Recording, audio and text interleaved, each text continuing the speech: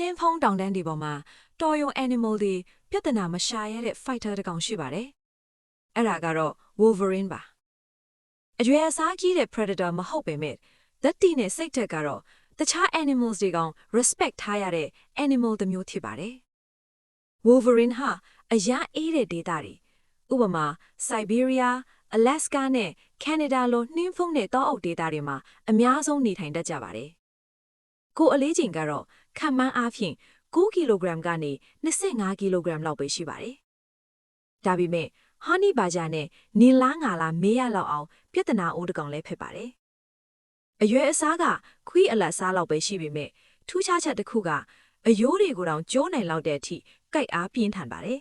။နောက်တစ်ခုကတော့အစာအတွက်ဆိုရင်ဘာကောင်းနေဝလူရဲနဲ့မကြောက်မရွံ့တဲ့ personality ရှိတာပါ